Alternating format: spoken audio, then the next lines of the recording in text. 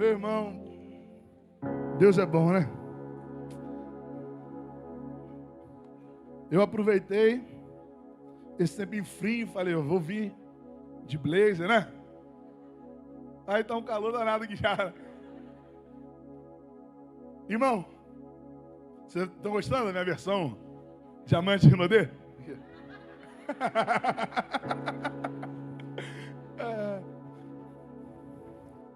É estilo Zion. Estilo diretor da Zion, né? Irmão, semana passada foi a nossa segunda mensagem dessa série. A gente refletiu um pouco sobre o nosso papel como igreja, enquanto atividades da igreja, exercendo, né, atividades na igreja, trabalhando na igreja. Por exemplo, na semana passada, a gente teve a nossa festa country. Quem veio na festa country aí? Foi bênção ou não foi? Irmão, o propósito da festa country é mais do que uma arrecadação financeira. Está além. Está além. Quando a gente se coloca na rua, irmão, coloca um palanque, coloca som alto, a gente está mostrando para esse povo onde a gente está, irmão. A gente está falando assim, ó, a Igreja Batista do Mutão é daqui, ó. Quem não sabia, sabe agora. Quem não sabia, ó, o que está acontecendo no centro? Botaram um monte de planta lá na frente. Botaram ali uma iluminação. O que está acontecendo? Agora sabe. Semana passada a gente refletiu sobre isso, lá em Atos dos Apóstolos, no capítulo 8, versículos. O texto que a gente leu naquela ocasião foi versículo de 5 a 8. Lembra que eu falei com você que eu sempre dava uma passada na mensagem anterior?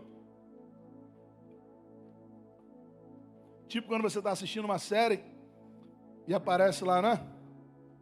Aparece o resumo do episódio anterior. A ideia é essa. A gente leu esse texto. Indo Filipe para uma cidade de Samaria, ali lhes anunciava o Cristo. Quando a multidão ouviu Filipe e viu os sinais milagrosos que ele realizava, deu unânime atenção ao que ele dizia. Os espíritos imundos saíam de muitos, dando gritos, e muitos paralíticos e mancos foram curados. Assim, houve grande alegria naquela cidade. Alguns princípios que a gente viu na semana passada foi que Deus não nos colocou aqui, irmão, para a gente ficar trancado dentro de quatro paredes, amém? Ele nos colocou para alcançar essa cidade. E não dá para você alcançar uma cidade ficando dentro de uma sala. Não dá para você alcançar um povo se escondendo. A Bíblia fala que uma luz, ela precisa ficar em cima, o mais alto que puder, dentro de uma casa, para que ela possa iluminar o máximo possível de pessoas. Por isso que a gente fez o evento da festa country na semana passada. Por isso que a gente vai fazer o batismo lá na Praça da Marisa. Porque tem gente que vai falar assim, para que isso, né? Bobeira, não é para a Praça da Marisa ficar batizando as pessoas. Irmão, não é uma atitude aleatória. A gente está assumindo uma posição profética dentro da nossa cidade. Como assim, pastor? É um ato profético? Não é um ato profético. O que a gente está fazendo é assumir a nossa posição como profeta dentro dessa cidade. Quando eu prego aqui a palavra, irmão, o que eu estou fazendo aqui é profetizando, amém? Por quê? O profeta é aquele que traz a palavra de Deus para o povo. Essa é a função do profeta. Então, quando a gente sai daqui e a gente começa a fazer barulho, a gente está dizendo para o povo que existe um Senhor, que existe um Salvador, que existe um caminho, que existe uma igreja que ama São Gonçalo, que está orando por essa cidade, amém? Versículo 6 fala isso. Quando a multidão ouviu Filipe e viu os sinais milagrosos que ele realizava, deu unânime atenção ao que ele dizia. O que a gente está fazendo é chamando a atenção do povo. Está fazendo o povo prestar atenção na gente. Depois, milagres passam a acontecer.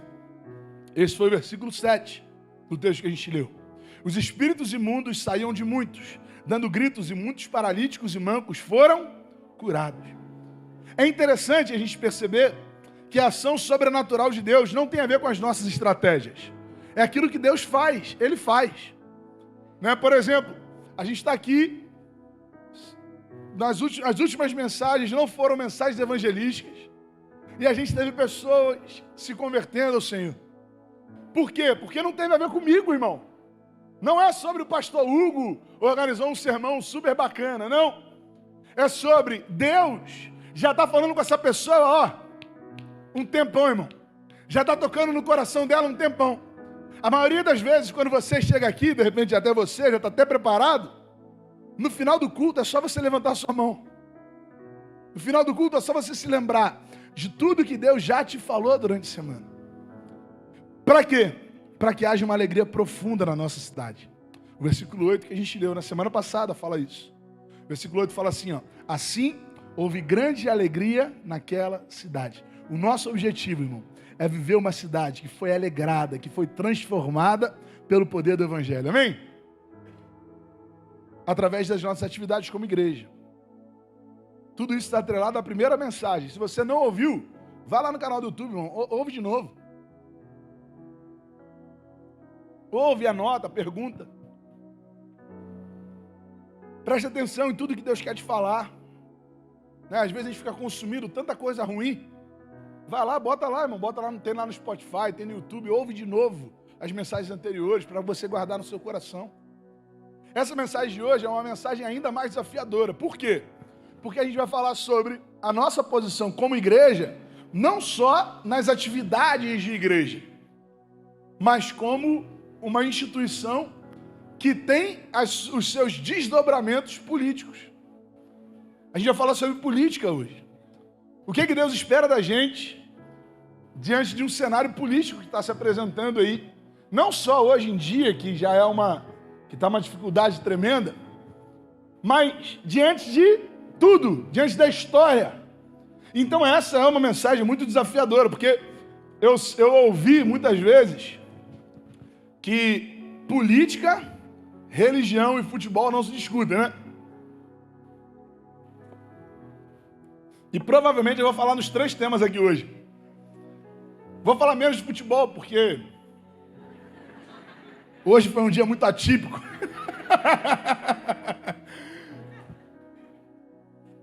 Mas de vez em quando eu vou zoar um botafoguense, eu não vou aguentar, né?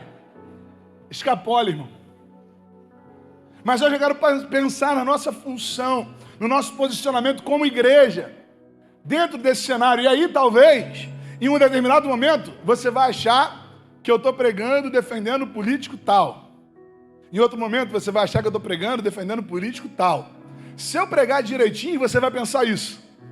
É isso que eu quero que você pense. Porque quer dizer que eu estou indo contra aquilo que você está pensando até agora. Mas eu quero que você saiba que eu não vim aqui para defender político A, B ou C, ou qualquer um que seja. Eu vim aqui, irmão, para trazer luz dentro de um tema que tem separado famílias hoje em dia. Dentro de um tema que tem rachado igrejas. Dentro de um tema que as pessoas estão saindo de dentro dos templos ou entrando por causa desse tema. Não é política que atrai ou afasta pessoas, não precisa ser o evangelho, amém? E aí eu quero trazer para a gente refletir um texto que é referência nesse assunto. Não é quando a gente vai pensar no posicionamento da igreja diante da cidadania terrena. Nós somos cidadãos dos céus. Quem crê nisso? Mas nós vivemos nessa terra. E vivendo nessa terra, como a gente se posiciona diante disso? Abra, por favor, sua Bíblia no Evangelho de Mateus, capítulo 22, versículos 15 ao 22.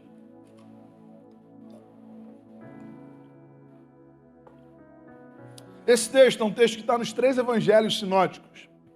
O que significa isso? Significa que esse texto foi relatado por Lucas, por Mateus e também por Marcos. E aí, de repente, alguém não acredite na Bíblia, esse daí fica mais difícil, porque está nos 3, cara. Fica ruim de você contestar. Está nos 3 pontos. Está nos 3 evangelhos que tiraram ali de uma mesma fonte. E eu quero ler com você.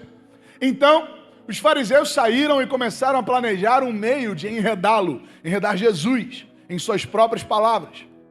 Enviaram-lhe seus discípulos, junto com os herodianos, que lhes disseram: Mestre, sabemos que és íntegro e que ensinas o caminho de Deus conforme a verdade.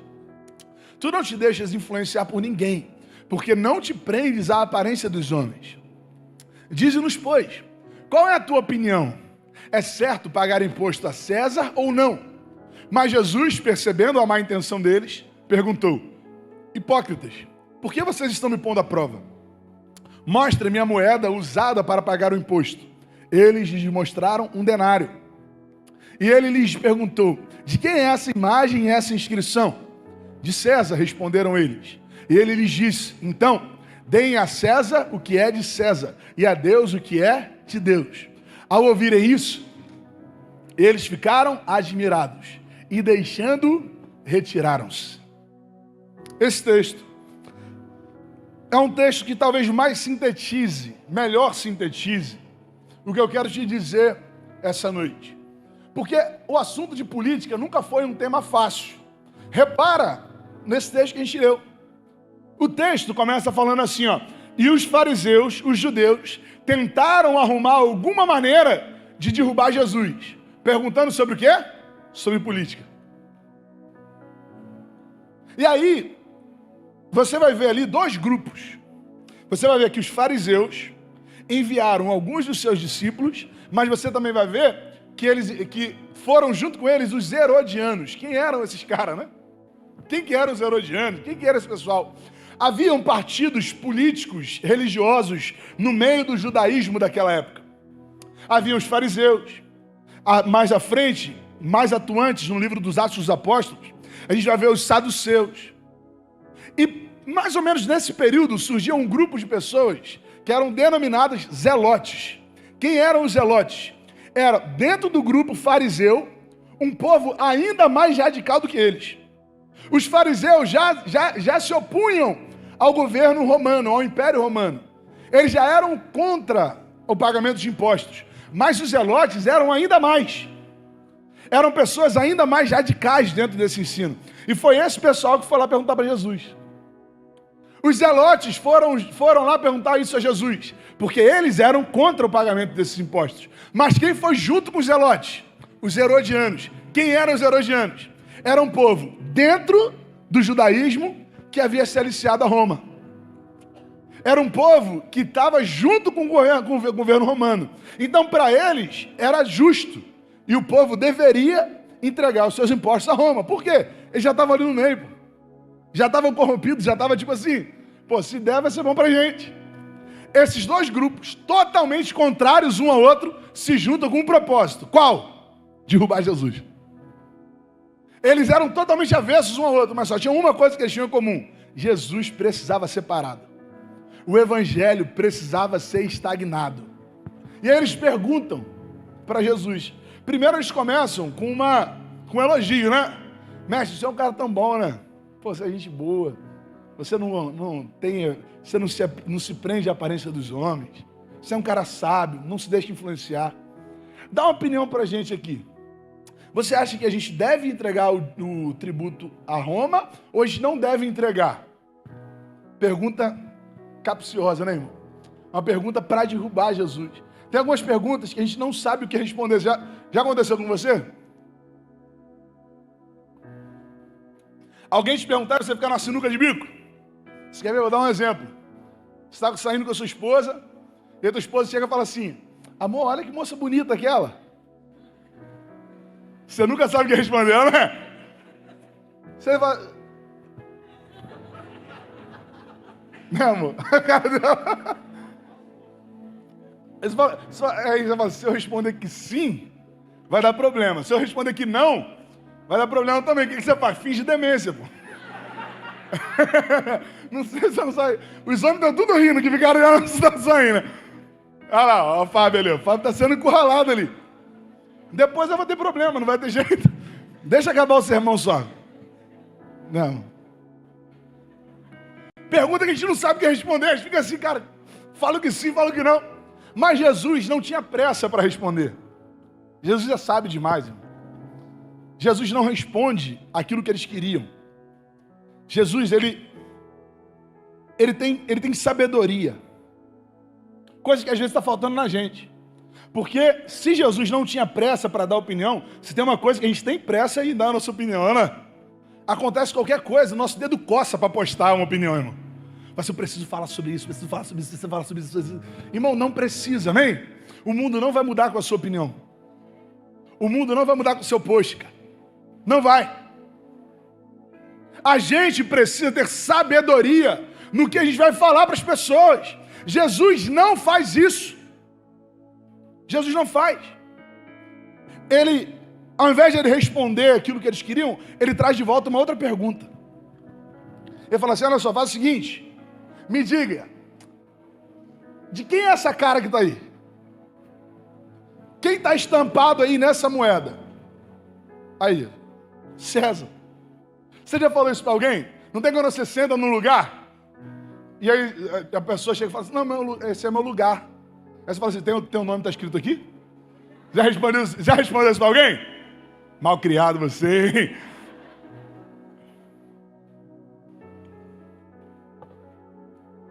Mas se César pedisse o imposto, o pessoal fala assim, seu nome está escrito aqui, ele fala, tá aí mesmo, dá uma olhadinha aí. Tem até uma foto minha aí, se você quiser dar uma olhada. E aí Jesus, irmão, dá um ensinamento profundo para a gente. Já que tem a foto de César aí, não era foto, né, irmão? Mas já que a cara de César está aí, já que está escrito o nome dele aí, dá ele, porque é dele. Dai a César o que é de César. Dai a César o que é de César. Essa frase mostra o que a gente precisa fazer. Nós temos deveres como cidadãos desse mundo. Nós temos deveres como pessoas que vivem e precisam influenciar esse mundo. Esses deveres, eles se desdobram sobre cada um de nós como indivíduos, mas também se desdobram na igreja como instituição. É dever da igreja ajudar o Estado a formar cidadãos honestos, amém? A formar pessoas que honrem a sua família, a ajudar o Estado a cuidar de pessoas que ele não consegue cuidar. Irmão, o Estado tem hora que ele não consegue fazer. Sabe quem faz? A igreja. Semana passada eu falei sobre isso. A igreja é o lugar de cultura para muita gente que não é alcançada pelo Estado, irmão. Aqui a pessoa aprende música, aqui ela aprende uma profissão, aqui ela se desenvolve, aqui ela ouve uma boa música, aqui ela consegue ver um teatro, participar de aulas de teatro. Quantas cidades não podem fazer isso? Quantos bairros não são alcançados dessa forma? Através do Estado. Sabe quem alcança? A igreja. Deus usa a igreja para formar cidadãos. Mas a gente precisa tomar cuidado. Porque a gente é cidadão dessa terra, mas a nossa constituição, a nossa formação é uma formação eterna. Nós temos deveres como indivíduos. Daqui a 2 semanas nós vamos exercer o nosso direito de voto. E aí, ore por isso, irmão. Ore por isso. Ore pedindo sabedoria ao Senhor. Ore para que você seja um cidadão temente a Ele. É disso que é disso que o mundo está precisando. Deus não precisa de nada. Mas é disso que o mundo está precisando, irmão. Porque às vezes pode surgir um questionamento. Porque eu trouxe aqui alguns questionamentos ligados a isso.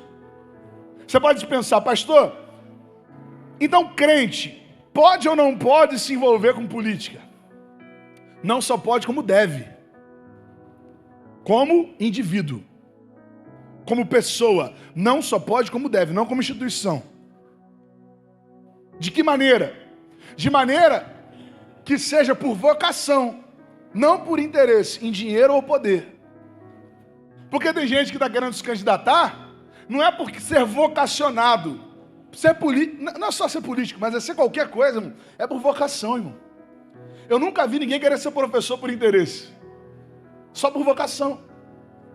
É só vocação. Eu nunca vi, você está entendendo?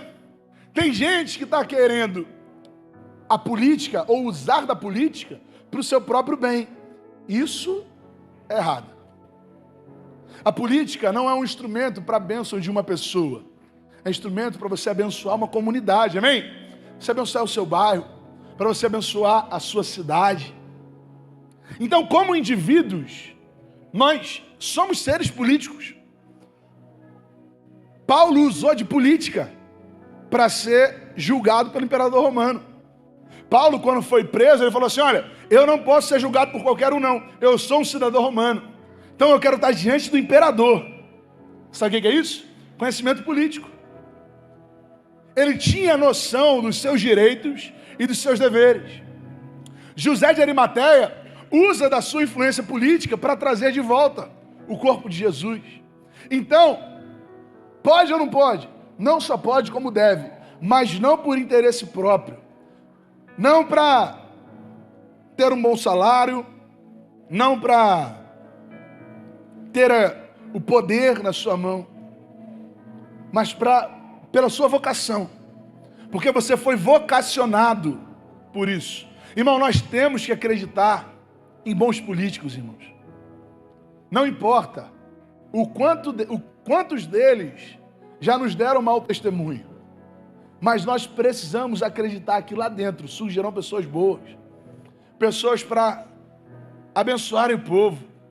E a função nossa, votar dessa maneira, viver dessa maneira, entendendo que Deus nos chamou para isso.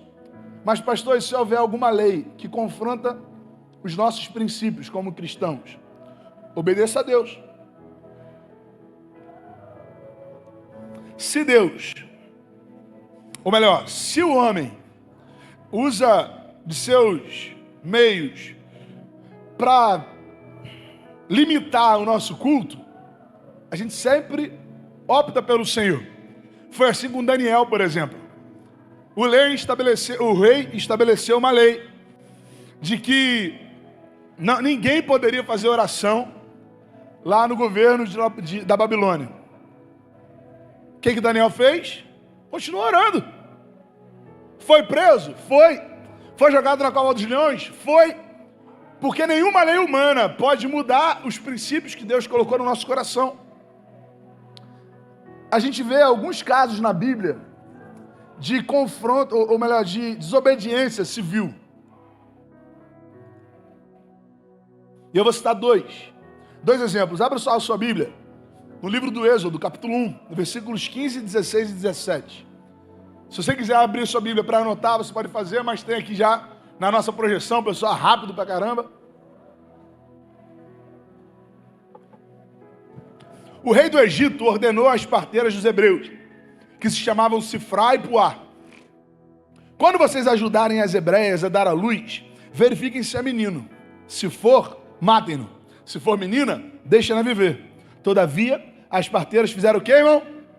Me ajuda. Todavia, as parteiras e não obedeceram às ordens do rei do Egito. Deixaram viver os meninos.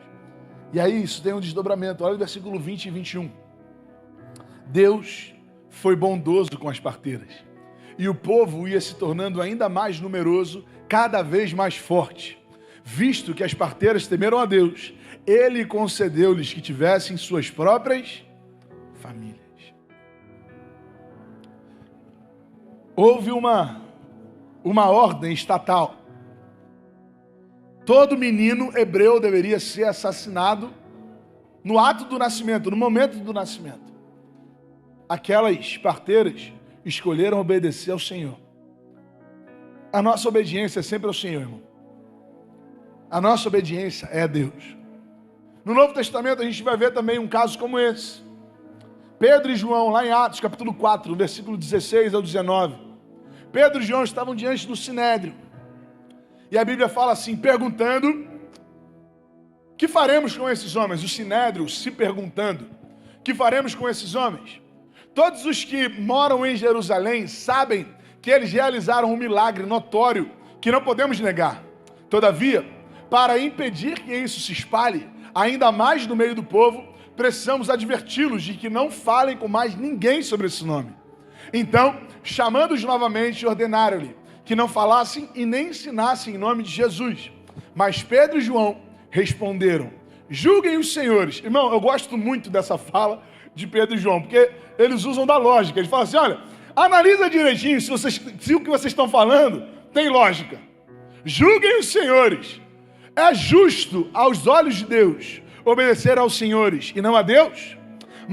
Pois não podemos deixar de falar do que vimos e ouvimos. Qual foi o resultado? Eles foram soltos e quando saíram na porta já estavam pregando o evangelho de novo. Já estavam anunciando o evangelho de novo. Porque, meus irmãos, na dúvida, obedece ao Senhor. Sirva ao Senhor. Nós vamos honrar as autoridades, vamos seguir as ordens das nossas autoridades, desde que isso não ofenda, não fira os nossos princípios como cristãos. O Evangelho de Cristo não está preso, irmão, a uma pauta ou uma bandeira política. Jesus está acima disso tudo, amém? Jesus não é de direita e nem de esquerda, irmão. Jesus não está preso a esse padrão nosso. Não existe isso. O Evangelho está acima de tudo isso, irmão. E a igreja não pode ser omissa diante da injustiça,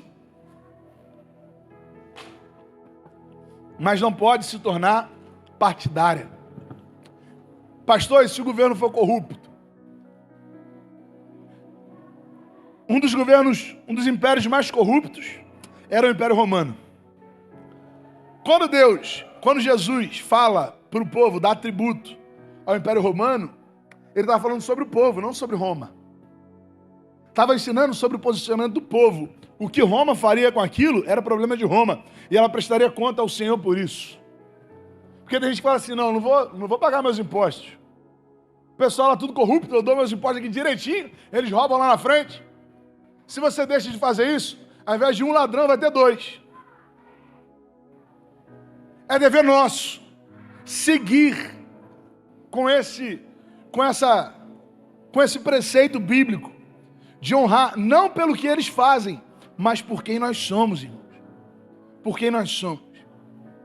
Então você tem um dever como indivíduo, como cidadão.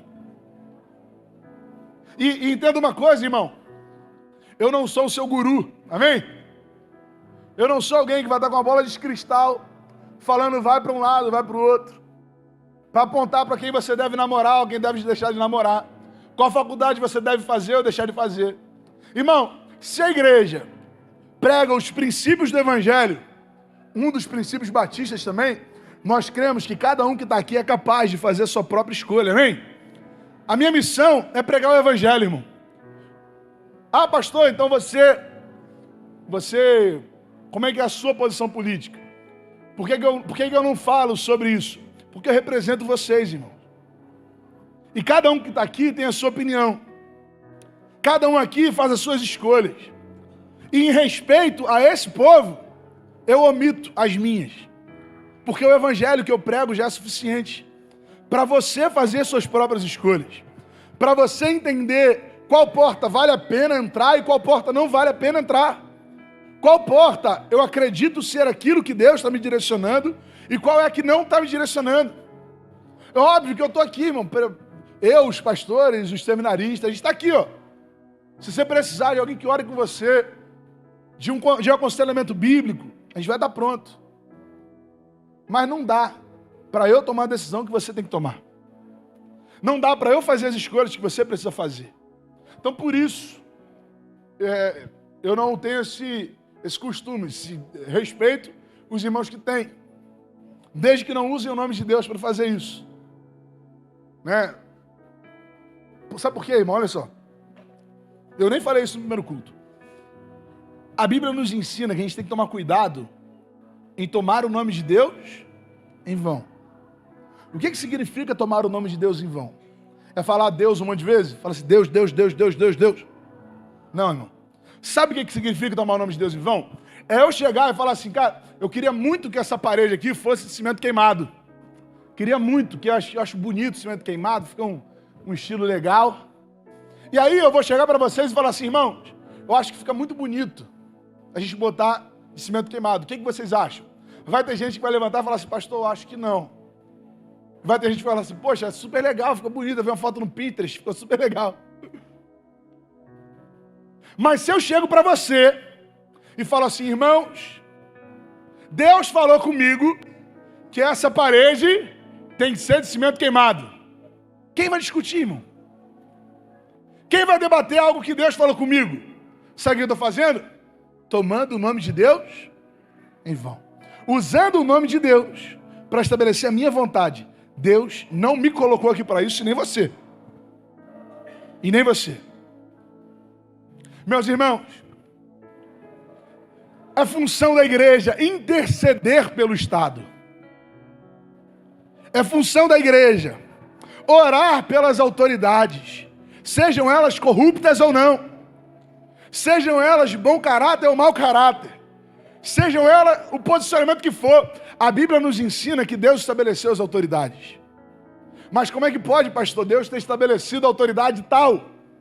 Irmão, teve um monte de rei judeu que se corrompeu. Mas Deus, através de Isaías, chama Ciro, que era um rei persa, de meu servo. Entenda uma coisa, por mais que a gente não entenda as decisões de Deus, Ele sempre está no controle. Sempre está no controle de tudo. A nossa missão é orar, é interceder pelo povo, é interceder pelas autoridades. O apóstolo Paulo fala ao seu filho na fé, Timóteo, lá na primeira carta, capítulo 2, versículos 1 e 2. Criançada tá fervorosa lá, tá, irmão? Mano. Criançada tá firme lá, viu? O texto fala: antes de tudo, recomendo que se façam súplicas, orações, intercessões e ações de graça por todos os homens, pelos reis e por todos os que exercem autoridade, para que tenhamos uma vida tranquila e pacífica, com toda a piedade e dignidade. A primeira coisa que eu falei sobre dar a César é dar a César, dar ao Estado o nosso dever civil, como indivíduo. Agora a gente vê uma função institucional e individual. Porque orar, a gente se posiciona para orar como igreja. Quem está orando por São Gonçalo, dá um amém. Está orando mesmo? Olha lá, hein? Essa semana a gente postou uma oração pelas autoridades, inclusive, e teve vereador lá no nosso Instagram, irmão, comentando, repostando, porque a gente não está levantando bandeira política, irmão. Não é sobre ter um partido, isso é uma escolha sua. Isso é uma coisa que você vai fazer, não a igreja. Não a igreja. Mas orar, clamar pelas autoridades, isso é função da igreja. Isso é dever da igreja. Como a gente está fazendo, 90 dias de oração por São Gonçalo. Não esqueça de orar pela nossa cidade. Ore em todos os aspectos, irmão. Que isso seja um estilo de vida nosso. Que isso faça parte do nosso dia a dia. Mas também como indivíduo. Porque a igreja pode lançar uma campanha de oração, pode fazer uma mobilização de oração, mas igreja, como igreja, não ora. Quem ora são as pessoas, não é? Quem ora são as pessoas. E se a gente não compreender isso, que o que o mundo precisa hoje é de um povo justo, que esteja orando, clamando, nada vai mudar. Semana que vem a gente vai refletir sobre o texto de Crônicas. Encerrando a nossa série, a gente vai falar sobre o texto de 2 Crônicas. Se meu povo, que se chama pelo meu nome, se humilhar e orar. Então, semana que vem a gente vai falar um pouco mais sobre isso. Mas o que eu quero que você entenda hoje é: nós precisamos clamar pelo nosso povo. Nós precisamos clamar pelas nossas autoridades. Que Deus dê sabedoria a eles. Que Deus dê direcionamento a eles. Que Deus os use como instrumento. Mas não só isso. A igreja não opera apenas dessa forma espiritual. A igreja também se posiciona em assuntos que lhe cabem.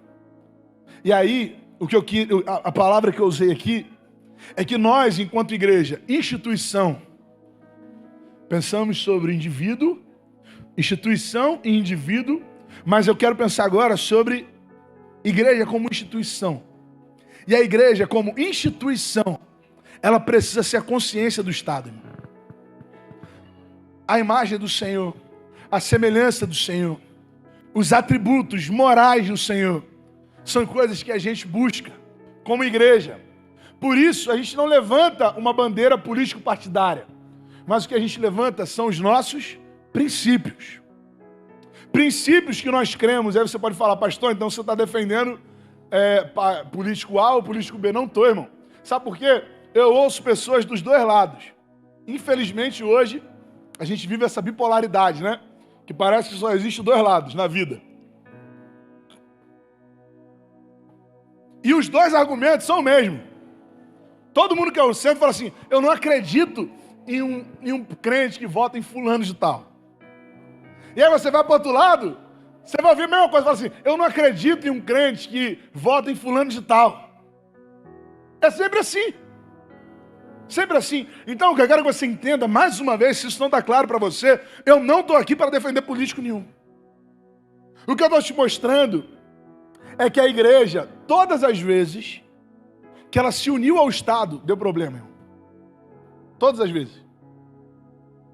O cristianismo não é uma religião estatal. Uma igreja não pode ser uma igreja estatal. Mas nós somos aqueles que vão gritar por justiça. Nós somos aqueles que vão gritar pela vida. Nós somos aqueles que vão gritar pela não violência. Como nós somos aqueles que vão gritar pela proteção à família. Nós somos aqueles que vão lutar por princípios. Porque a igreja precisa ser a consciência moral do Estado. É dever do Estado zelar pela liberdade da igreja. E é dever da igreja cooperar com o Estado nas suas funções. É dever da igreja ser um apoio ao Estado. Isso eu não estou falando só numa base bíblica, não. É histórica também. Não é só a Bíblia que mostra que são coisas diferentes, são poderes diferentes. A história mostra isso. Irmão, uma democracia ela é regida por 3 poderes. Não é isso? Quais são os poderes? O executivo, o legislativo e o judiciário. Quando esses poderes se juntam, dá problema. Eu diria, isso não é uma questão científica, filosófica, é uma percepção pessoal. Eu preciso deixar as percepções pessoais claras para você também. Que a igreja é um 4º poder aí. Porque poucas instituições no mundo têm o poder de influência como a igreja tem. Poucas instituições, eu estou falando poucas porque na minha mente eu não posso generalizar aqui, então só estou tentando limitar. Irmãos, nós temos o poder de mover em massa, de agir de uma hora para outra, com 200, 300, 400 pessoas. Se a igreja caminha junto desses poderes, nós temos uma probabilidade muito grande de falhar. Por isso que a igreja não tem representante, irmão.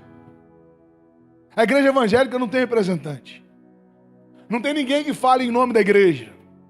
Não tem ninguém que se posicione em nome da igreja. Nos posicionamos como povo. Assim como Martin Luther King, amém? Que se levantava numa guerra contra a injustiça social. Isso é a nossa função como instituição. É para isso que Deus nos chamou. Pastor, e se te obrigarem a fazer, se entrar tal coisa e te obrigarem a fazer aquilo que você não quer, se te obrigarem a fazer aquilo que você não acredita, irmão, eu não vou fazer. Mas você vai ser preso. Oh, a gente está aí para isso, não é? A gente tem que estar preparado para isso. Mas para lutar por aquilo que Deus está fazendo nesse tempo. Sabe por quê, irmão? Porque existe algo a ser dado a César, mas também existe algo a ser dado a Deus. Jesus poderia encerrar a fala dele em César. Já parou para pensar nisso? Porque Jesus falou assim, ó, o que está escrito aí? A cara de quem que está nessa moeda? Falaram, de César. Tá bom. Então, se for de César, dá a César. Ana, o assunto era César. Mas ele dá um complemento. E ele fala, mas também dê a Deus o que é de Deus. Dê a Deus o que é de Deus. Meio aleatório, meio solto, dê a Deus o que é de Deus. Afinal, nessa conversa toda, o que era de Deus ali? A imagem de César estava impressa onde? Me ajuda, onde estava impressa a imagem de César? Na moeda, irmão. Mas onde estava impressa a imagem de Deus? No homem. Porque César poderia ser dono da moeda, mas Deus sempre foi dono de César. Ele sempre teve dono de tudo. Por isso, meu irmão, não adianta a gente levantar a bandeira de um político, A, B, C, D, E, F, G, qualquer que for, se o nosso coração não estiver no lugar certo. Se aquilo que precisa ser dado a Deus não estiver sendo dado a Ele, não adianta, irmão. Porque se havia alguém dono da moeda, havia alguém dono de reis, que é capaz de colocar a reis no trono e tirar a reis do trono, que é capaz de permitir que Nabucodonosor domine Israel, mas no momento que a glória de Nabucodonosor se levanta, Deus tira Nabucodonosor, irmão. E não era um rei judeu, era um rei pagão. Deus está no controle de tudo, irmão. Ele está no controle da sua vida também. Ele quem está cuidando da sua vida também. Ele quem está sustentando os seus passos também. Por isso, gasta meia hora do que você tem gasto com político para anunciar a verdade do Evangelho, irmão. Para anunciar os preceitos que pertencem a Ele. Porque a nossa missão é essa.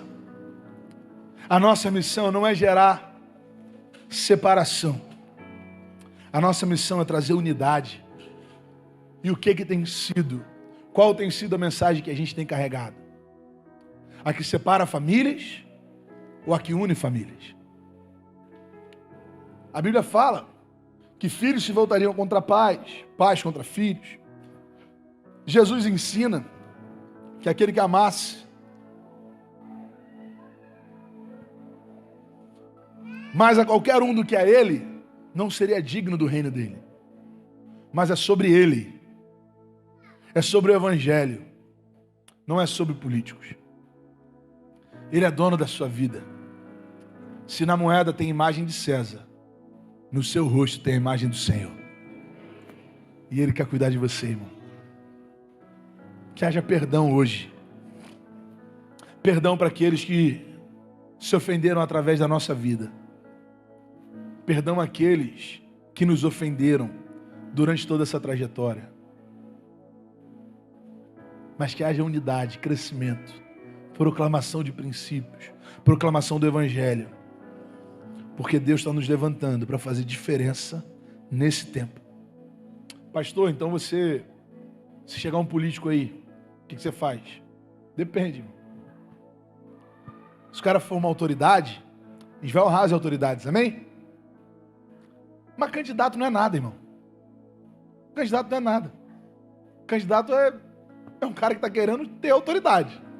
Mas se ele perder, que autoridade que ele tem?